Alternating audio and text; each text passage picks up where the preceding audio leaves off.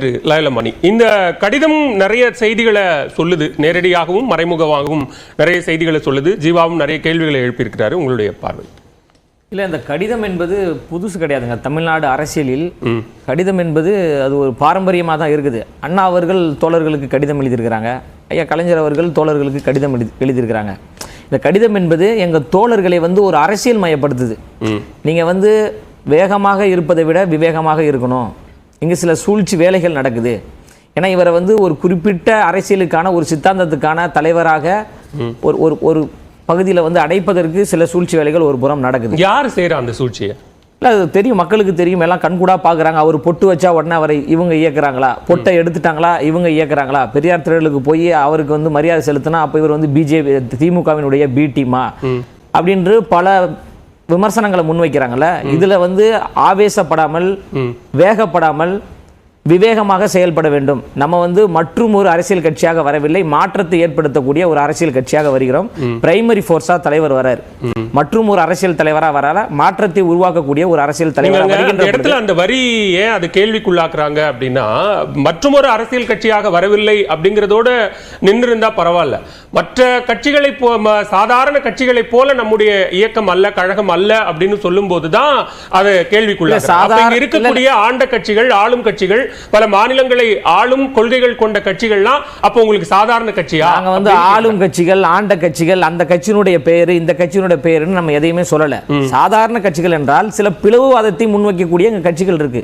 சாதியை வைத்து சாதி வெறுப்பு அரசியல் செய்யறாங்க, மதத்தை வைத்து மத வெறுப்பு அரசியல் செய்யறாங்க, மக்களை பிரிக்கக்கூடிய ஒரு அரசியலை முன்னெடுக்கின்ற பொழுது அவர்கள் சாதாரண ஒரு கட்சி தானே, மக்கள் வந்து அவர்களை ஒரு சாதாரண நிலையில் தானே வச்சிருக்கிறாங்க. அப்ப இது போன்ற ஒரு சாதாரண கட்சிகளை விட நம்ம வந்து ஒரு முற்போக்காக இருக்கணும். தந்தை பெரியார் அவர்களுடைய கொள்கை கோட்பாடுகளோடு பயணிக்கணும், அண்ணல் அம்பேத்கர் அவர்களுடைய கொள்கை கோட்பாடுகளோடு நம்ம பயணிக்கணும் என்கின்ற ஒரு கொள்கை தெளிவோடு. இதுவரைக்கும் கிட்டத்தட்ட 1.5 ஆண்டு காலம் ஆக போகுது. இதுவரைக்கும் ஒரு இடத்துல கூட நீங்க சொல்ற சாதாரண கட்சியையோ அல்லது பெரிய கட்சியையோ சூழ்ச்சி செய்கிறவர்களையோ ஏன் ஒரு இடத்துல கூட பெயர் சொல்லி இவர்கள் தான் அந்த சூழ்ச்சியை செய்கிறார்கள், இவர்கள் தான் அந்த சாதாரண கட்சிகள், இவர்கள் தான் எங்களுடைய கொள்கைகளுக்கு எதிரானவர்கள் அப்படிங்கிற அந்த விஷயத்துக்குள்ளேயே இன்னும் வரவே இல்லை. அதனாலதான் அக்டோபர் 27ஆம் தேதி கொள்கை பிரகடன மாநாடு. அந்த கொள்கையை மக்கள் மத்தியில் அவர் சொல்ல போறாரு. எங்களுடைய கொள்கை என்ன, கோட்பாடுகள் என்ன, எங்களுடைய செயல் திட்டங்கள் என்ன, எங்களுடைய கொள்கை தலைவர்கள் யார், நாங்க எதற்காக அரசியலுக்கு வருகிறோம் என்பதை குறித்து மாநாட்டில் தமிழ்நாட்டு மக்களுக்கு அறிமுகம் செய்ய போகிறார், பிரகடனப்படுத்த போறாரு. நீங்க சொல்றீங்க 1.5 வருஷம் எதுவுமே சொல்லலன்றீங்க. கள்ளக்குறிச்சியில வந்து 69 பேர் கள்ளச்சாராயம் குடித்து விசச்சாராயம் குடித்து இறந்த பொழுது எங்க தலைவர் அவர்கள் அறிக்கை வெளியிடுறாங்க, இது அரசினுடைய அலட்சிய போக்கு அப்படின்றாங்க. அப்ப அரசினுடைய அலட்சிய போக்குனா யாரோட அலட்சிய போக்கு, யார் ஆட்சியில் இருக்கிறாங்க, அதை அவர் தலைவர் கண்டிக்கிறாங்க. சிஏஏ குடியுரிமை சட்டம் வருகின்ற பொழுது இது பிளவுவாதத்தை ஏற்படுத்தக்கூடிய ஒரு சட்டம், இந்த சட்டத்தை வந்து நடைமுறைப்படுத்தக்கூடாதுன்னு கண்டித்து பேசுறாரு. அப்ப அதை யாரை கண்டிக்கிறாரு, எந்த இடத்துல கண்டிக்கணுமோ அதை தலைவர் அவர்கள் துணிச்சலாக கண்டித்து கொண்டுதான் இருக்கிறார். அந்த அடிப்படையில் தான் இந்த வாழ்த்து கடிதத்திலே அவர் சொல்லியிருக்கிறாங்க, பெரும் சிங்க கூட்டம், இளம் சிங்கங்கள், பெண் சிங்கங்கள், குடும்பங்கள் இணைந்த பெரும் படைகள் எல்லாம் நம்ம இருக்கிறோம். இதெல்லாம் வந்து ஒரு அதிகாரத்தை நோக்கி மக்களுக்கு வந்து ஒரு ஆக்கப்பூர்வமான ஒரு செயலில் ஈடுபடணும் அவர் சொல்றாரு. இது அண்ணல் அம்பேத்கர் அவர்கள் தான் நம்ம மேற்கோள் காமிச்சு சொல்றோம். பலிபீடத்தில் பலியிடுவதற்கு நாங்கள் ஆடுகள் அல்ல, சிங்கங்கள், எனவே எல்லோரும் சிங்கங்களாக இருங்கள் அப்படின்னு தான் அண்ணல் அம்பேத்கர் சொன்னாங்க. அதே போன்றுதான் எங்க தலைவர் அவர்கள் சொல்றாங்க, நம்ம எல்லாம் சிங்கங்களாக இருக்க வேண்டும் என்று சொல்றாரு. எளியன உன்னை இகழ்ந்தோர் நடுங்க, புலியன செயல் செய்ய புறப்படு வெளியே. ஒரு புலி கூட்டமாக நீங்க இருங்க, நம்ம ஒரு மாற்றத்தை ஏற்படுத்துவோம், ஒரு பிரதான ஒரு சக்தியா வரும். எங்க தலைவர் வந்து தமிழ்நாட்டின் முதலமைச்சராக வர வேண்டும் என்று நாங்கள் உழைத்து கொண்டிருக்கிறோம், போராடி கொண்டிருக்கிறோம், பேசி கொண்டிருக்கோம். அப்ப போய் நாங்க இன்னொரு கட்சியோடு ஒப்பிட்டு பேச முடியாதுல்ல.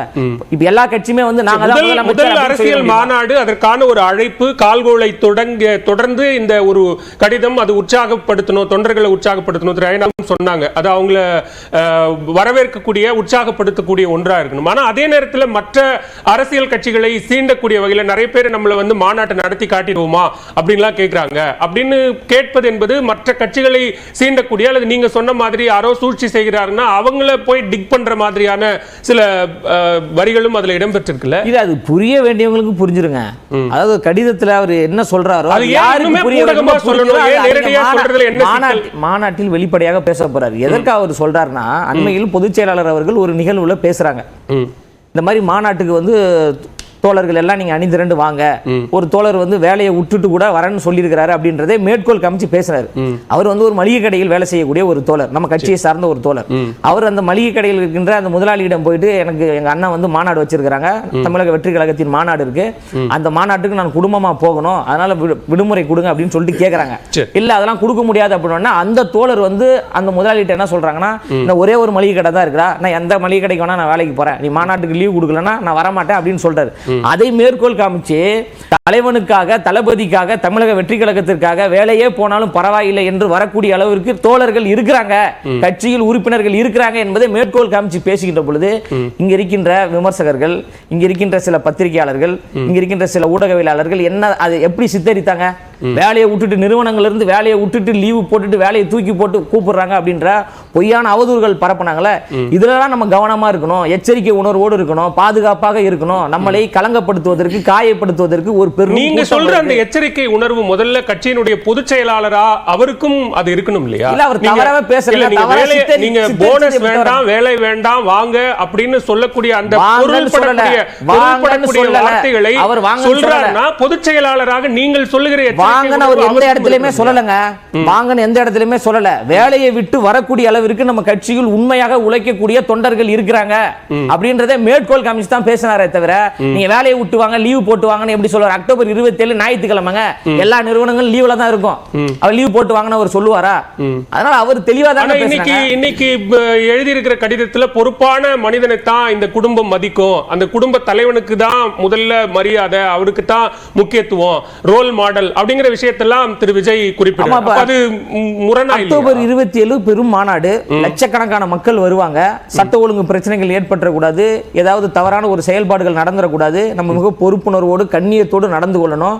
மற்ற கட்சிகளை போல நம்ம வரல, ஒரு மாற்றத்தை ஏற்படுத்தக்கூடிய ஒரு கட்சியா வரோம். அப்ப மாற்றம் என்பது எல்லா விதத்திலும் நம்ம இருக்கணும், ஒழுக்கத்திலையும் இருக்கணும், நேர்மையிலையும் இருக்கணும், சித்தாந்தத்திலையும் இருக்கணும், கொள்கையிலும் இருக்கணும் என்ற தெளிவோடு அவர் வராரு.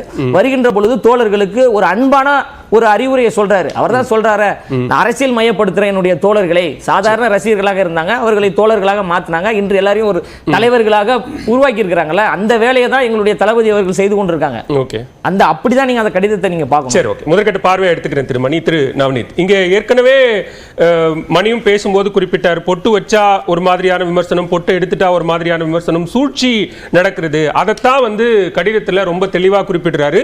இங்க விவேகமா இருக்கிறத விட யதார்த்தமா இருக்கிறத விட எச்சரிக்கையோடு களமாடுவது இன்னும் அவசியம் அப்படிங்கிறத ரொம்ப அழுந்த சொல்வதற்கான தேவை அதனால தான் எழுந்தது அப்படிங்கிறாங்க. இல்லை, டெஃபினட்டாக அவர் ஒரு அரசியல் அப்படின்னு சொல்லி ஒரு அரசியல் பயணத்தை தொடங்கும் போது ஒரு விமர்சனங்கள் வரதான் போகிறது, அதை எதிர்கொள்ள வேண்டும், அதுக்கு வந்து தயாராக இருக்க வேண்டும் அப்படின்றத தெளிவாக சொல்லியிருக்காரு.